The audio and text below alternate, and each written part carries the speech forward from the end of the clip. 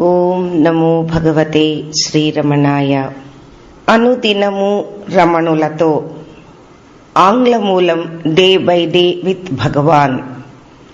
రచయిత దేవరాజ ముదలియార్.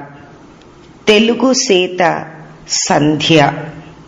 ప్రకాశకులు శ్రీరమణాశ్రమం, తిరువణ్ణామలై 606603. ప్రస్తావన. ఈ పుస్తకం ఎలా రాయవలసి వచ్చిందో ఇక్కడ చెప్పడం అప్రస్తుతం కాదు. 1942 ఆగస్టు నుంచి 1946 చివరి దాకా 4 ఏండ్లు శ్రీ భగవాన్తో అత్యంత సన్నిహితంగా నిత్యము ఉండగలగడం నా భాగ్యం. అలా కొన్ని నెలలు గడిచాక ఆశ్రమానికి వచ్చిన వారిలో ఎంతో మంది భగవాన్ ఆధ్యాత్మిక విషయాలను పలువురి ప్రశ్నలకు సమాధానాలుగానో లేక మరో సందర్భంలోనో చెప్పిన వాటిని నేను వ్రాసి ఉంచితే బాగుంటుంది అని సూచించారు. కానీ చాలా కాలం బద్ధకించి ప్రయత్నం చేయనే లేదు. అప్పుడప్పుడు శ్రీ రామకృష్ణ కథామృతం, గాస్పెల్ ఆఫ్ శ్రీరామకృష్ణ పుస్తకం చదవడం అలవాటు. అది చదివేటప్పుడు భగవాన్ విషయమే కూడా అలాంటి పుస్తకం ఒకటి ఉంటే ఎంతో బాగుంటుంది అని అనుకునేవాడిని. ఈ విధంగా సంవత్సరాలు గడిపాక 1945 జనవరి 1వ తేదీన 1 గంటలోనే 3 వేరువేరు వ్యక్తులు, ప్లీడర్ గుమాస్తా, ఆశ్రమంలో పనిచేస్తున్న శంకరమ్మ కొడుకు, ఎంవిపి శాస్త్రి, మద్రాసులోని వ్యాపారవేత్త, అతనిని చిన్నతనం నుంచి చిత్తూరులో ఎరుగుదును. అటు తరువాత మద్రాస్ ముఖ్యమంత్రి రామస్వామి రెడ్డియార్. ఈ 3 భగవాన్తో అత్యంత సన్నిహిత సంబంధం కలిగిన నేనే ఈ పని చేయడానికి తగిన వాడిని అని పట్టుబట్టారు. ఏమాత్రము ఒకరికొకరు సంబంధించని 3 వ్యక్తులు ముందుగా సంప్రదించుకోకుండా ఇంచుమించు ఒకే సమయంలో, అది సంవత్సర ఆరంభంలో నన్ను ఇలా అడగడం ఎంతో ప్రభావితం చేసింది. ఈ వాక్కులను భగవాన్ ఆదేశంగానే నేను భావించి ఆ రోజు నుంచే ఆశ్రమ డైరీని వ్రాయడం ప్రారంభించాను. ఆశ్రమంలో జరిగే ప్రతిదీ భక్తులకు ఏదో విధంగా ఉపయోగపడకుండా ఉండదు. ప్రపంచం నలుమూలల నుంచి వచ్చిన ఎంతో మంది భక్తులు భగవాన్ను ప్రశ్నలు అడిగేవారు. ఆ సందర్భాలలో వారికి నేను దుబాసీగా వ్యవహరించేవాడిని. దుబాసీ ట్రాన్స్లేటర్. మిగిలిన వాటితో పాటు ముఖ్యంగా భగవాన్ సమాధానాలను భద్రపరచాలని నా తలపు. నేనీ పనిని ఎందుకు ఎలా ఆరంభించానో భగవాన్కు చెప్పాను. అలా చెప్పడమే వారి ఆశీస్సులు కోరడం అని కూడా అనుకున్నాను. తర్వాత ఆశ్రమ సర్వాధికారి నుంచి కూడా అనుమతి పొందాను. మొదట కొన్ని రోజులు నేను వ్రాసిన విషయాలలో పొరపాట్లు ఉన్నచో సరిచూడగలరు అని భగవాన్కి చదివి వినిపించేవాడిని. అడిగిన వారి ప్రశ్నలను భగవాన్ కోసం నేను అనువదించేవాడిని. అందులో ఏ మాత్రం పొరపాటున్నా భగవాన్ సరిదిద్దేవారు. ఒక్కొక్కసారి భగవాన్ చెప్పిన దాంట్లో నాకు అర్థం కాలేదనుకున్న వాటిని ఆయనను వివరణ కోసం అడిగితే నా ఉపయోగం కోసం మళ్లీ స్పష్టంగా వివరించేవారు. మొదట్లో 2-3 రోజులు కాగానే భగవాన్కు చదివి వినిపించడం మానేశాను. కానీ భగవాన్ చెప్పినవి నేను సరిగ్గా గ్రహించానో లేదో అన్న అనుమానం కలిగినప్పుడు మాత్రం వారికి చదివి వినిపించేవాడిని. అవసరమని భగవాన్ సూచించిన చోట్లను సవరించేవాడిని. ఈ పుస్తకం చదివేవారికి కేవలం ఆసక్తిని కలిగించడం మాత్రమే కాక బాగా ఉపయోగపడవలనని, శ్రద్ధాభక్తులతో చదివే వారిని భగవాన్ అనుగ్రహించాలని భగవాన్ను నేను ప్రార్థిస్తున్నాను. ఆ దేవరాజ ముదలియార్. 1/1/1952. తొలి పలుకు. శ్రీ రమణ భగవాన్ మహిమ ప్రపంచమంతా వ్యాపించి ఉంది. శ్రీ భగవానులకు భక్తులకు మధ్య నడిచిన సంభాషణములను వ్రాసి ఉంచిన వారిలో ముఖ్యులు శ్రీ మునగాల వెంకటరామయ్య, శ్రీ రమణానంద సరస్వతి, శ్రీ దేవరాజ ముదలియారులు. మునగాల వెంకటరామయ్య ఆంగ్లంలో వ్రాసిన 1935, 1939 మధ్య జరిగిన సంభాషణలను టాక్స్ విత్ శ్రీ రమణ మహర్షి అన్న పేరుతో ఆశ్రమం వారు ముద్రించారు. శ్రీ దేవరాజ ముదలియార్ భగవాన్తోనూ ఆశ్రమంతోనూ ఎంతో సన్నిహితంగా మెలుగుతూ 4 సంవత్సరముల పాటు వరుసగా ఆశ్రమంలో ఉండిన అదృష్టవంతులు. అలా ఉంటున్నప్పుడు ఆయన వ్రాసి ఉంచిన సంవాదముల రూపమే డే బై డే విత్ భగవాన్ అన్న పుస్తకం. ఈ పుస్తకంలోని సంభాషణలు 1945 మార్చ్, 1947 మార్చ్ వరకు సంబంధించినవి.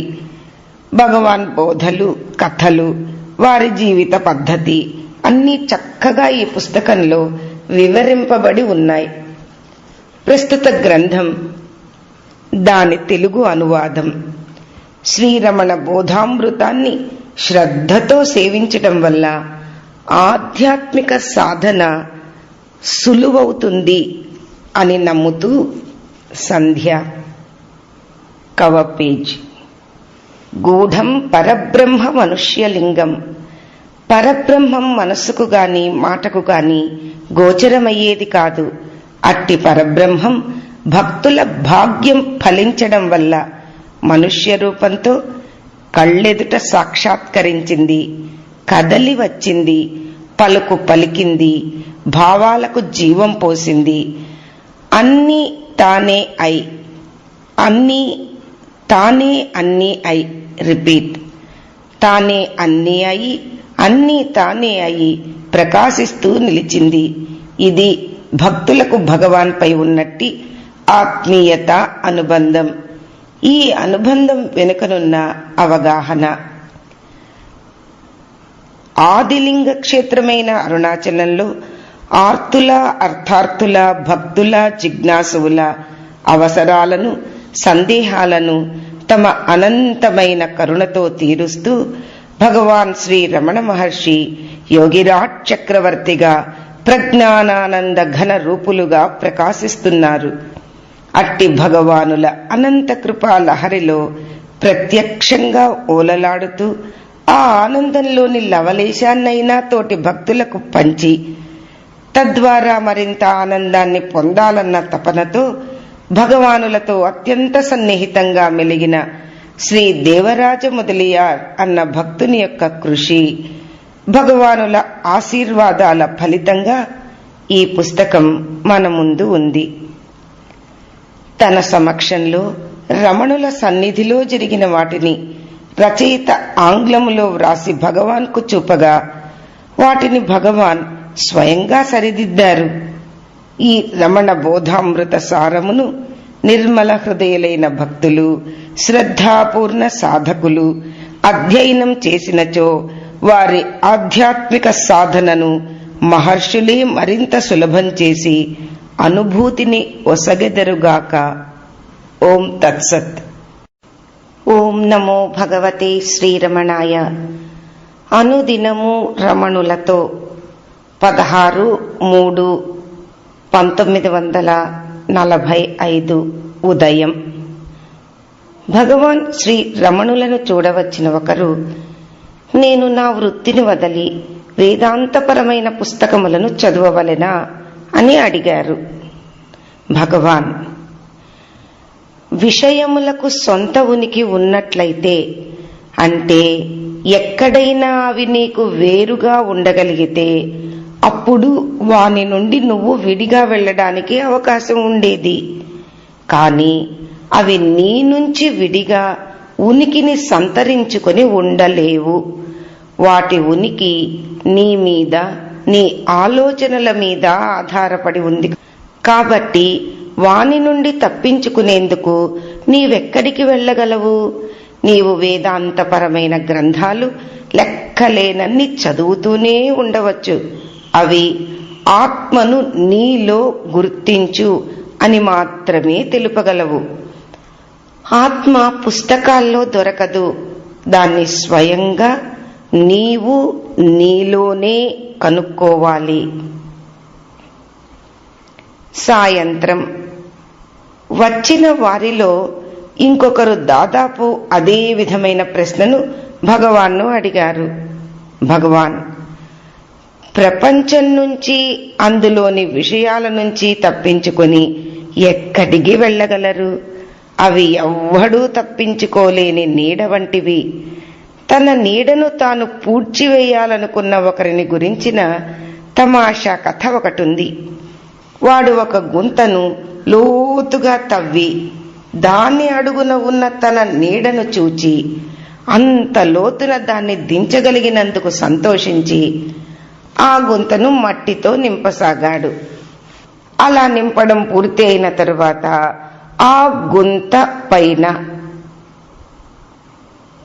కొంతమంది గొయ్యి అని కూడా అంటారు, తన నీడ కనిపించేసరికి వానికి చాలా ఆశ్చర్యం, ఆశాభంగము కలిగాయి. అలాగే నీ స్వరూపాన్ని నువ్వు కనుక్కోనంత వరకు విషయాలు, ఆలోచనలు నీతోనే ఉంటాయి. 17/3/1945 మధ్యాహ్నం. టిపి రామచంద్రయ్యర్ ఉన్నది నలుబదిలోని మొదటి పద్యంలో ఆర్ ఒళి అంటే అర్థమేమి అని భగవాన్ను అడిగారు.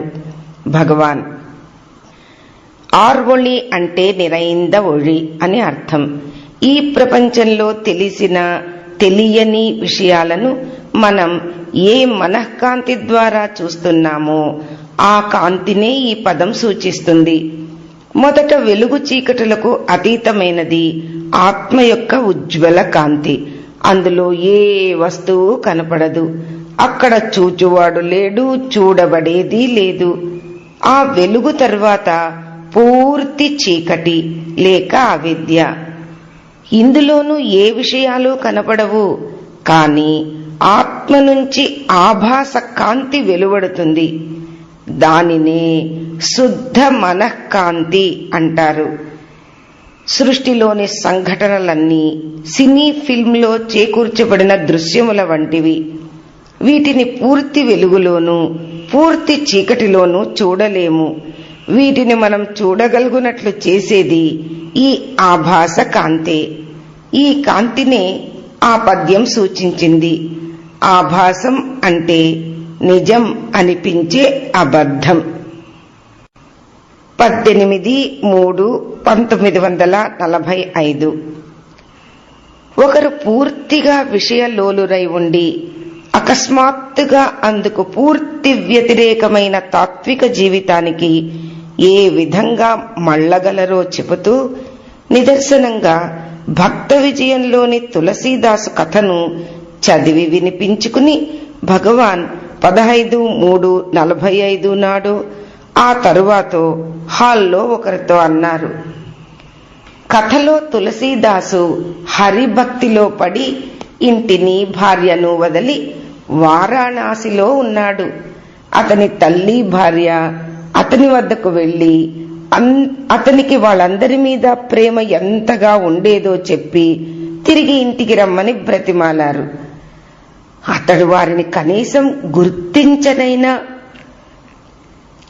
గుర్తించక, నా హరి వచ్చాడా? అవును, ఇక్కడికి ఆయన వస్తాడు అని అన్నాడు. హరి ప్రేమ అనే పిచ్చిలో అతడు అన్ని విషయాలపైన ఆసక్తిని కోల్పోయాడు. కథలోని ఈ భాగం చదివినప్పుడు భగవాన్, నేను మధురలో ఉన్నప్పుడు దాదాపు ఇట్లే ఉన్నాను. చేతిలో పుస్తకాలతో స్కూలుకు వెడుతూ భగవంతుడు హఠాత్తుగా నా ముందు ఆకాశంలో ప్రత్యక్షమవుతాడని ఆతృతతో ఆశతో ఎదురు చూస్తూ ఆకాశం వైపే చూస్తూ ఉండేవాడిని. అలాంటి వాడు బడి చదువుల్లో ఏం రాణిస్తాడు అన్నారు. 19/3/1945 ఉదయం.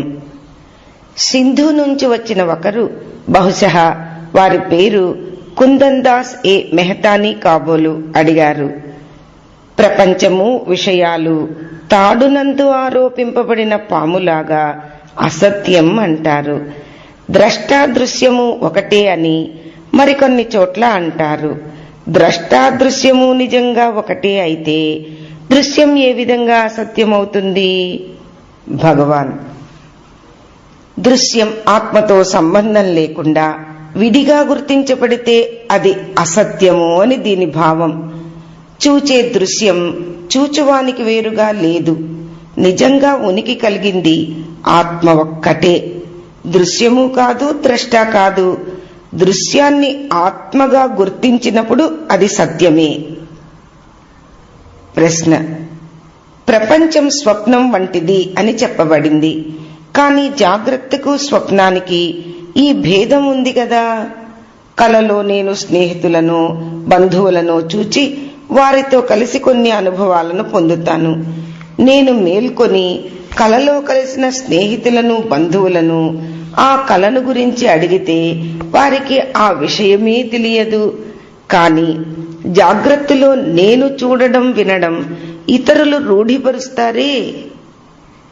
భగవాన్: నీవు స్వప్నావస్థను, జాగ్రత్తవస్థను కలపనే కూడదు. ఏ విధంగా నువ్వు జాగ్రత్తలో అనుభవించిన అనుభవాలను జాగ్రత్తలోని వారి ద్వారానే రూఢిపరుచుకుంటావో అలాగే స్వప్నావస్థలోని అనుభవాలను నువ్వు స్వప్నావస్థలో ఉండగా నీవు చూచిన వారి ద్వారానే రూఢిపరుచుకో. అప్పుడు కలలో చూచిన స్నేహితులు, బంధువులు నీకు కలలో రూఢిపరుస్తారు. ఇంతకు అసలు విషయం ఏమిటంటే, నువ్వు మేల్కొని ఉన్నప్పుడు కలలోని అనుభవాలలో వేనినైనా సత్యమని గట్టిగా చెప్పడానికి నువ్వు సిద్ధంగా ఉన్నావా? అలాగే ఎవరైతే జ్ఞానస్థితిలోనికి మేలుకుంటారో వారు జాగ్రత్త యొక్క అనుభవాలను సత్యమని ధృవపరచలేరు. అట్టి జ్ఞాని దృష్టిలో ఈ జాగ్రత్తవస్థ కూడా కలవంటిదే. ప్రశ్న: ఆత్మజ్ఞానానికి కొద్ది మంది మాత్రమే అర్హులు. వారు మాత్రమే దానిని పొందగలరు అని చెప్పబడింది. అది చాలా నిరుత్సాహకరం కాదు? భగవాన్: దాని భావమేమంటే, భగవంతుని అనుగ్రహం లేనిదే మన సొంత బుద్ధితో ఆత్మానుభవాన్ని పొందలేము అని. అప్పుడు నేను, భగవత్కృప ఎవరికంటే వారికి దొరకదు. ఈ జన్మలోనో పూర్వజన్మలోనో స్వప్రయత్నంతో అర్హత సంపాదించిన వారికి మాత్రమే అది లభిస్తుంది అని భగవాన్ కూడా చెప్పారే అన్నాను. ప్రశ్న: మానవ ప్రయత్నం నిరుపయోగమని స్పష్టంగా చెప్పబడి ఉంది. అట్లయితే మనిషి తన్ను తాను వృద్ధిపరుచుకునేందుకు ప్రోత్సాహమే ఉండదే. నేనతన్ని అడిగాను, నువ్వు ప్రయత్నించనవసరం లేదని, చేసిన ప్రయత్నం నిరుపయోగమని ఎక్కడ చెప్పబడి ఉంది? అప్పుడతడు నేనెవడను పుస్తకంలోని ఒక భాగం తీశాడు. అందులో ఓ మహోన్నతమైన శక్తి ప్రపంచాన్నంతా నడిపిస్తూ ఉండగా మనం ఇంకా ఏదో చెయ్యాలి అంటూ ఎందుకు బాధపడాలి అని ఉంది. నేను, మానవ ప్రయత్నం లేదని, వద్దని కాదు, నేను కర్తను కాను అన్న భావనతో ప్రయత్నించాలి అని దీని అర్థం అని సూచించాను. దీని వివరణ ఇదే కదా అని నేను భగవాన్ అడిగితే వారు తమ ఆమోదాన్ని తెలిపారు. మధ్యాహ్నం. ఒకప్పుడు పళని దేవుడైన సుబ్రహ్మణ్యుని తాను కబళించినట్లు, ఇంకోసారి సుబ్రహ్మణ్య స్వామి వెలసిన తిరుచెందూర్ దేవాలయాన్ని తాను చూచినట్లు కల కన్నాను అని రెండవ కలను గురించిన వివరాలేమీ తనకు జ్ఞాపకం లేవు అని భగవాన్ అన్నారు. జీవన్ముక్తునికి కలలొస్తాయా అని తెలుసుకోవాలనుకోవటం అప్పుడు నాకు గుర్తొచ్చింది. సామాన్యులకు వలె జ్ఞానులకు నిద్ర ఉండదు, కలలు ఉండవు అని మనం నమ్ముతాం. కాబట్టి ఈ అనుమానం సహజమే. అందుకని ఈ విషయాన్ని గురించి భగవాన్ని నేను అడిగాను. భగవాన్, జ్ఞానికి జాగ్రత్త అవస్థ ఉంటే స్వప్నావస్థ కూడా ఉండటంలో కష్టమేమి? అతని జాగ్రత్త అవస్థ సామాన్యుని జాగ్రత్త అవస్థ కన్నా భిన్నమైనది కాబట్టి అతని స్వప్నావస్థ కూడా సామాన్యుని స్వప్నావస్థకు భిన్నమైందే అవుతుంది. జాగ్రత్తలో ఉన్నా స్వప్నంలో ఉన్నా జ్ఞాని తురీయం అని చెప్పబడే తన స్వస్థితి నుంచి జారనే జారడు. 24/3/1945 నేను విచార సంగ్రహం చదువుతున్నప్పుడు అందులో హృదయంలో అహం అహం అని ఏదో స్ఫురిస్తోంది లేదా ధ్వనిస్తోంది అన్న వాక్యం చూచాను. అసలు స్ఫురణ అన్న పదానికి సరి అయిన అర్థమేమిటా అని నాకెప్పుడూ అనుమానంగా ఉండేది. అందుకని నేను భగవాన్ను అడిగాను. అందుకు భగవాన్ స్ఫురణ అంటే వెలుగునది, వెలిగించునది అని అర్థం అన్నారు. స్ఫురణ మనం వినే ఒక శబ్దం కాదా అని అడిగాను నేను. భగవాన్ అవును, మనం అనుభవించే లేక మనచే గుర్తింపబడే ఒక శబ్దం అని అనవచ్చు అంటూ నిఘంటువును చూచి డిక్షనరీ స్ఫురణ అంటే స్పందన, స్మృతిపై ఓ తళుకు, మనసు మీది మెరుపు అని ఉంది. స్ఫురణ అనడంలో శబ్దం, కాంతి కూడా ఇమిడి ఉండవచ్చు. అన్నీ తేజం నుంచి, శబ్దం నుంచి వచ్చేవే అన్నారు. ఆ ప్రకాశించేది అహంకారమా ఆత్మ అని అడిగాను. భగవాన్ ఆ రెండూ కావు, ఆ రెండింటి మధ్య ఉన్న ఒకానొకటి ఆత్మ అహంకారాల సంయోగం. ఆ ఆత్మకు ఈ స్ఫురణ కూడా ఉండదు.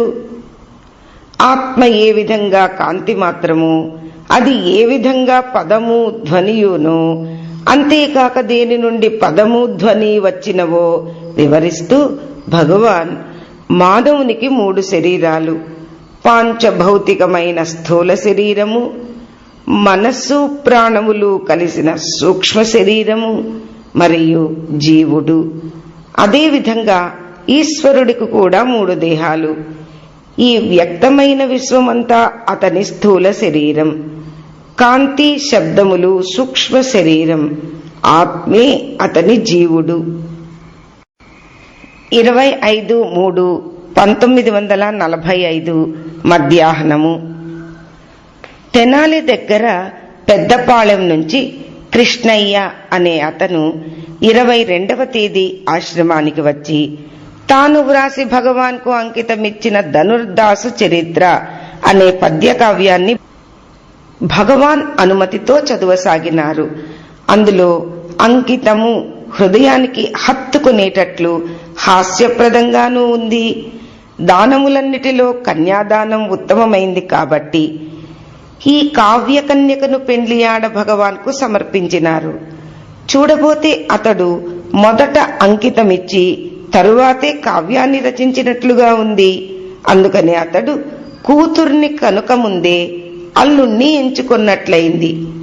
అంకితం చివర్లో ఇలా వ్రాసినారు: మీరింతకు ముందే ముక్తికాంతను పెండ్లాడినారు. దయచేసి ఈ కావ్యకన్యకను కూడా స్వీకరించి తప్పులు దిద్ది ఈమె బలహీనతలను క్షమించి బాగా చూచుకోండి.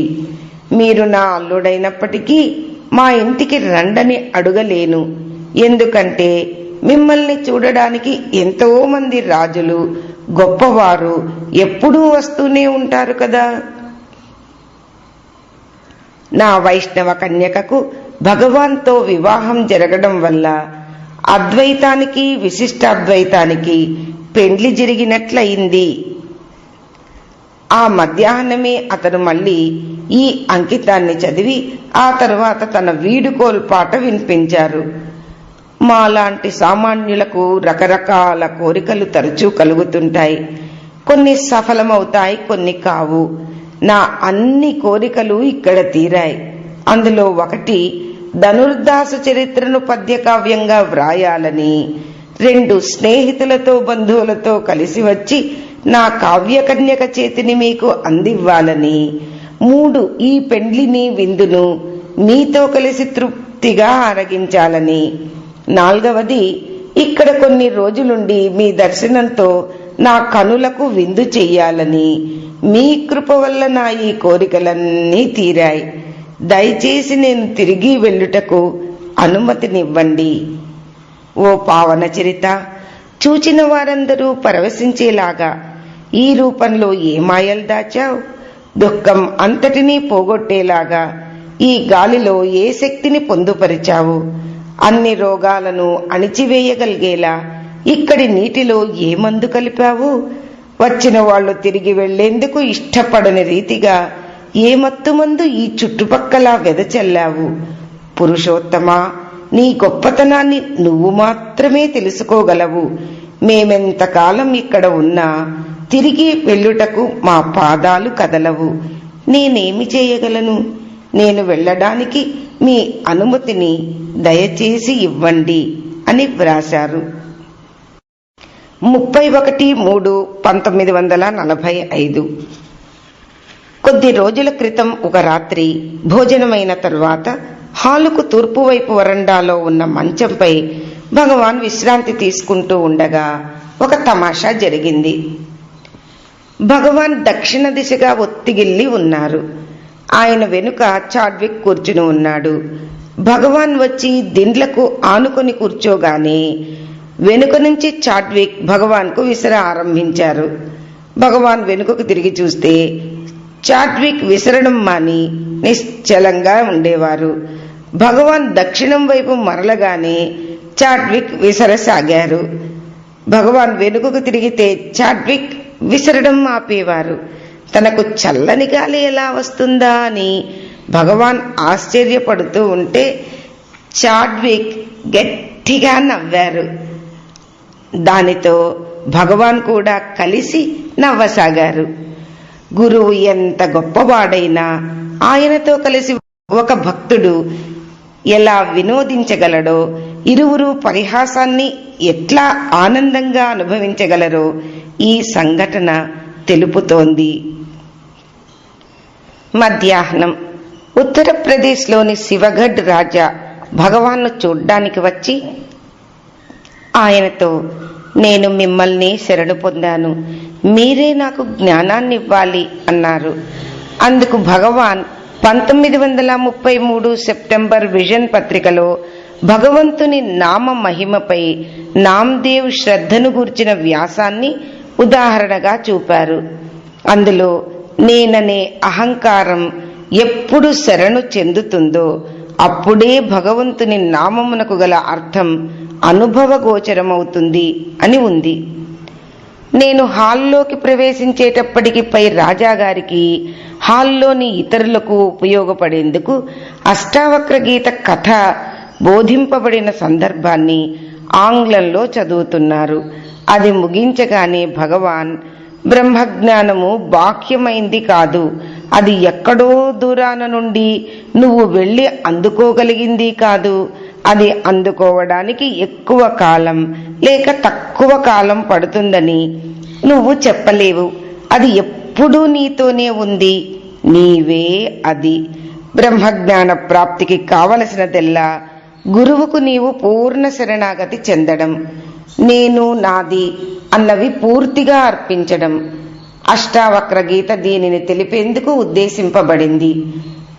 నేను నాది అన్నవి అర్పించబడిన తరువాత ఏది మిగిలి ఉందో అదే సత్యం. అలాంటప్పుడు బ్రహ్మజ్ఞానం ఇంకెంత కాలానికి వస్తుందో చెప్పనలవి కాదు. గుర్రపు రికాబులో ఒక కాలుంచి రెండవ కాలు ఇంకో రికాబులో పెట్టేలోగా బ్రహ్మజ్ఞానం వస్తుందని చెప్పడం కూడా తప్పే.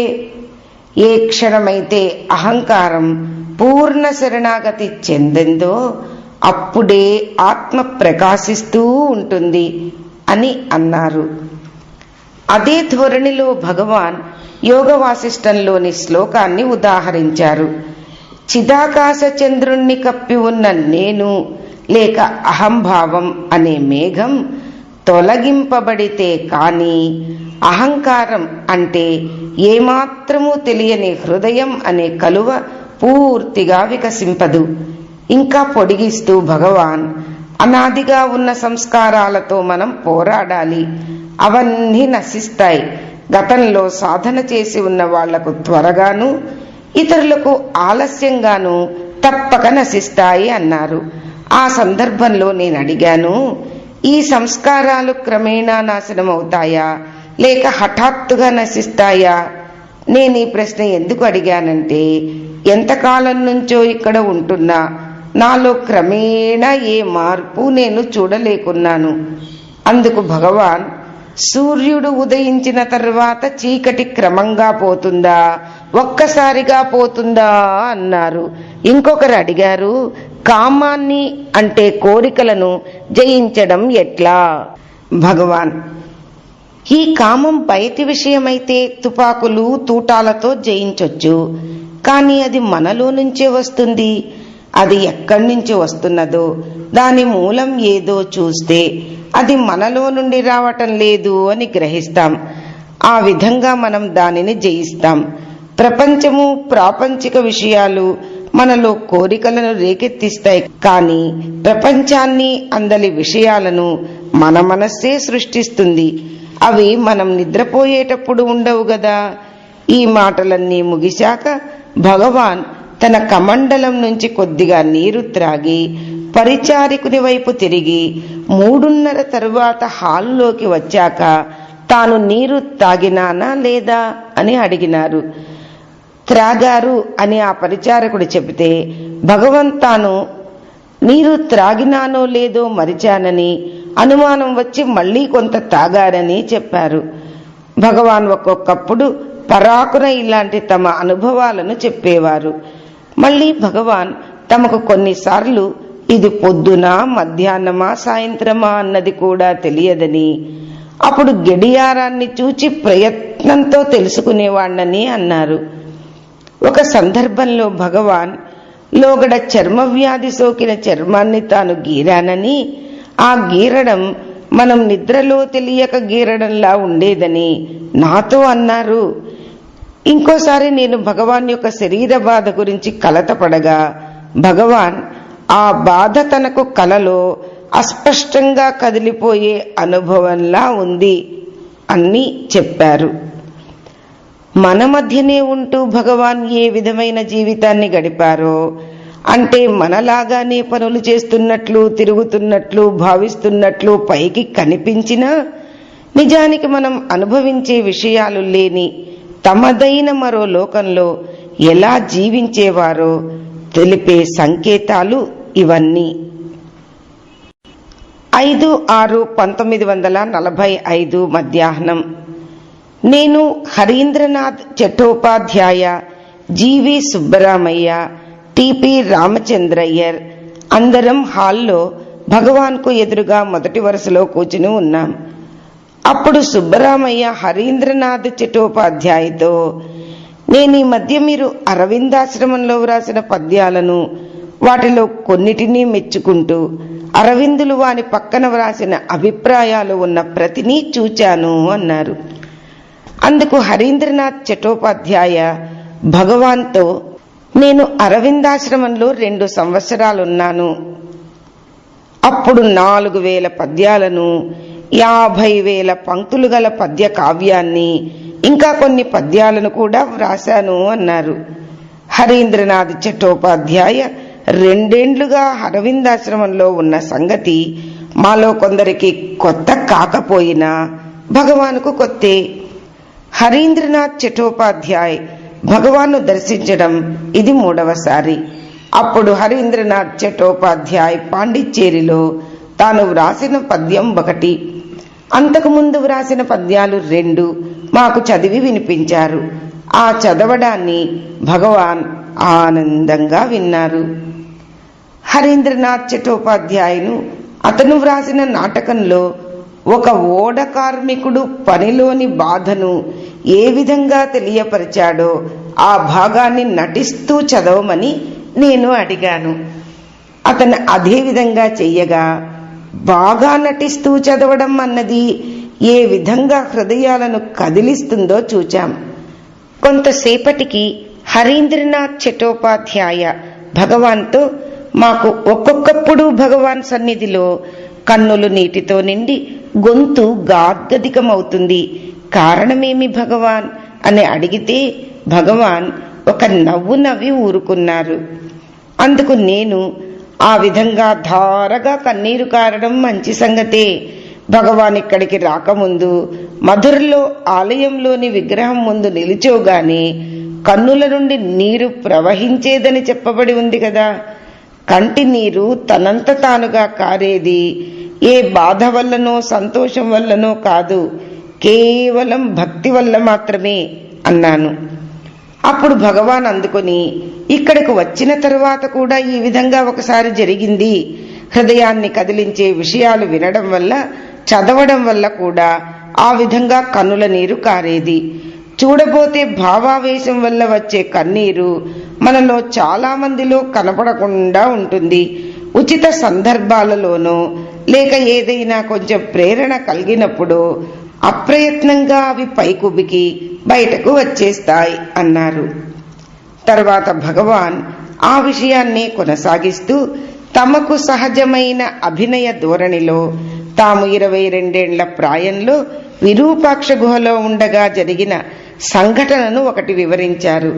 భగవాన్ గుహకు దగ్గరగా ఒక రాతి మీద కూర్చుని ఉండగా 8 లేక 10 పిల్లవాడొచ్చి భగవాన్ వైపు చూచి, ఇంత కళ కలిగి ఇంత చిన్న వయసులో ఈ కఠిన తపస్సు చేయటాన్ని భరించలేకపోయాడు. అంతటా ఆ పిల్లవాడు దయతో కదిలిపోయి కొంతసేపు వెక్కి వెక్కి ఏడ్చాడు. భగవాన్ అన్నారు, ఆ ఏడ్పుకు కారణం ఎవరు చెప్పగలరు? నన్ను చూచిన మాత్రాన్నే కన్నులలో నీరు కారడం ఎందుకు? పాత సంగతులు గుర్తు తెచ్చుకుంటూ భగవాన్ ఆ రోజే ఇంకా ఇలా అన్నారు. ఇంకొక 8-10 ఏండ్ల పిల్లవాడు తాను విరూపాక్ష గుహలో ఉన్న రోజుల్లో చూచి జాలి పడ్డాడు. వారి మధ్య ఈ క్రింది సంభాషణ నడిచింది. భగవాన్ గుహకు దగ్గరలో ఉన్న రాతి మీద ఒక్కరే కూర్చుని ఉండగా ఆ పిల్లవాడు భగవాన్ని కలిశాడు. పిల్లవాడు, ఎందుకు నువ్విక్కడ ఈ విధంగా ఒంటరిగా ఉన్నావు? భగవాన్, ఇంట్లో ఏదో కష్టం వచ్చి ఈ విధంగా ఇక్కడికి వచ్చేశానులే. పిల్లవాడు, మరి నీ ఆహారం సంగతి? భగవాన్, ఎవరైనా ఏమైనా ఇస్తే తింటాను. పిల్లవాడు, మా యజమాని చాలా మంచివాడు, నిన్న ఆయన దగ్గరికి తీసుకుపోతా. మొదట కొంతకాలం నువ్వు ఊరికే పని చేయాల్సి ఉంటుందిలే. నీ పని అతడికి నచ్చితే రోజుకు 3 పైసలు ఇస్తాడు. మెల్లమెల్లగా 6 పైసలు, ఇంకా అట్లా అట్లా పెంచుతాడు. భగవాన్, సరే అట్లే చెయ్యి దయచేసి. ఈ సంగతి చెప్తూ భగవాన్ ఆ పిల్లవాడి దృష్టిలో నా స్థితి ఎంతో దయనీయంగా ఉంది. అలా తలచి ఎంతో కలత చెందడమే కాకుండా అతడు నిజమైన జాలితో తీవ్రంగా కదిలిపోయాడు అనడంలో ఏమాత్రం సందేహం లేదు అన్నారు. ఒక ముసలి హరిజన స్త్రీ సంగతి గుర్తురాగా భగవాన్ ఇలా అన్నారు. ఒకరోజు మధ్యాహ్నం భగవాన్ అప్పుడప్పుడు తిరిగే అడవి దారిలో కొండ దిగి వస్తుండగా ఆమె, உன்னை பாடையில வைக்க ஒரே இடத்தில் சிவனே என்று இருக்கக்கூடாதா అని, అంటే నీ పాడె కట్ట శివశివ అంటూ ఒక్కచోట ఉండకూడదు అంటూ కసిరింది. ఇది చాలా మంచి సలహా అని భగవాన్ ఆమెతో అన్నారు. ఆమె చెప్పడానికి ముందే ఈ సంగతి తెలుసుకోలేకపోయినందుకు ప్రాయశ్చిత్తంగాన అన్నట్లు భగవాన్ చెంపలు కూడా వేసుకున్నారట. పై సంఘటనను గురించే మాట్లాడుతూ భగవాన్ మొదట ఆ ముసలామె తిట్టడం ప్రారంభించగానే ఎందుకు తిడుతున్నదో, ఏ తప్పు చేశానో తెలియక ఆశ్చర్యంతో నిరుత్తరుణ్ణయ్యాను. ఇది వినగా టిఎస్ రాజగోపాల్ కుమారి సౌరీస్ వ్రాసిన భారతీ పత్రికలోని వ్యాసాన్ని గుర్తుకు తెచ్చారు. హరీంద్రనాథ్ చటోపాధ్యాయకి ఇంకొంతమందికి ఈ విషయం కొత్త కాబట్టి వారి కొరకు, మా అందరి వేడుక కొరకు భగవాన్ ఈ సంఘటనను తిరిగి ఇలా చెప్పారు. ఓ రోజు మౌని రోజులాగే తపాలా పట్టుకుని వచ్చారు. నేను పేపర్లు పత్రికలు మంచంపై పక్కన పెట్టి ఉత్తరాలు చూస్తున్నాను. తపాలా నాకు చూపించాక మౌని భారతీ పత్రికను తీసుకుని చదివిస్తానని వెళ్ళినాడు. కొంతసేపైన తర్వాత వచ్చి ఆ పత్రికను నా మంచంపై పెట్టి వెడుతూ తలుపు దగ్గరకు వెళ్ళగానే ఉన్నట్లుండి ఎంతటి దొంగ భగవాన్ అని, ఎందుకలా అన్నావని నేను అడిగే లోపల వెళ్ళిపోయాడు. ఈ విధంగా అతడు నన్ను అడగడానికి నేను చేసిన తప్పేదో తెలియక ఆశ్చర్యపడ్డాను. ఇది మనసులో కొంత కలవరము కలిగించింది. భారతీలోని ఆ సౌరీ శ్వాసం చదివిన తరువాత మౌని ఆ మాట ఎందుకన్నాడో నాకు తెలిసింది. అందులో చివరి వాక్యం ఆహా ఎంతటి దొంగ భగవాన్ అని ఉంది. అప్పుడే అందులోని హాస్యం నాకు అర్థమైంది. 23/8/1945 ఉదయం 10 గంటలకు కుందన్ దాస్ మెహతాని కరాచీ నుంచి వచ్చి ఆశ్రమంలో 8 నెలలుగా ఉంటున్నారు. ఆత్మ విచారానికి నిశ్చలమైన మనసుతో నేనుగా భగవంతుని తెలియడానికి భగవాన్ చెప్పిన అన్ని సూచనలను చదివి ఉన్నప్పటికీ తనకు ఏ పద్ధతి మంచిదో తెలుసుకోలేకపోయానని, గురూపదేశం పొందనిదే ఏ ఒక్కరూ దేనిని పొందలేరని శాస్త్రం చెబుతోంది కాబట్టి తనకు స్వయంగా ఉపదేశం చెయ్యమని కోరినారు. ఈ విధమైన విన్నపం అతడు చెయ్యడం ఇది మొదటిసారి కాదు. జూన్లో ఒకసారి, జూలైలో ఒకసారి ఈ విధంగా అడిగి ఉన్నారు. అప్పుడు గాని ఇప్పుడు గాని భగవాన్ ఏ సమాధానము చెప్పలేదు. భగవాన్ నుంచి జవాబు పొందటానికి తనకు అర్హత లేదా, లేక భగవాన్కు తనపై అయిష్టత కలిగేలా తాను భగవాన్ పట్ల ఏమైనా అపచారం చేశానా అని ఆయన నిరుత్సాహంతో దిగులు పడ్డారు. అదే రోజు సాయంకాలం వేరే విషయానికి సంబంధించి భగవాన్ ఒక తమిళ పద్యాన్ని గుర్తు చేశారు. ఆ పద్యం యొక్క అనువాదాన్ని చూడడానికై మెహతాని 24/8/1945 నోటు బుక్ తీసుకున్నారు. అవసరమైన ఉపదేశం పరోక్షంగా లభించడం అన్నది భక్తులకు తరచూ జరిగే విషయంగానే మెహతాని కూడా తనకు తగిన సూచనలను ఆ నోటు బుక్కులో కనుగొన్నారు. తరువాత 25/8/45 మధ్యాహ్నం 2 గంటలకు అతడు నిద్రలో ఉండగా కలలో ఒక దృశ్యాన్ని చూచాడు. అందులో భగవాన్ కనిపించి ఒక సంస్కృత శ్లోకాన్ని ఉదహరించి వాని అర్థాన్ని ఈ విధంగా చెప్పారు: ఆత్మ విచారానికన్నా గొప్పదైన కర్మ గాని భక్తి గాని ఏదీ లేదు అని. దీనికి మెహతాని చాలా సంతోషించాడు. అదే కలలో ఇంకొక భక్తుడు అదే ప్రశ్నను భగవాన్ను అడగగా భగవాన్ చెప్పిన మాటల్ని మెహతాని ఆ భక్తుడికి చెప్పి హృదయపూర్వకంగా నవ్వారు. మెహతాని 25వ తారీఖున పై విషయాలన్నీ భగవాన్కు చెప్పారు. 8/9/1945 ఉదయం మనఃకల్పనకు దివ్య దర్శనానికి నడుమగల భేదం ఏమి అని బెజవాడ వాస్తవ్యులు సుబ్బారావు భగవాన్ను అడిగారు. భగవాన్: ఒకటి సంకల్పయుతం, రెండోది కాదు.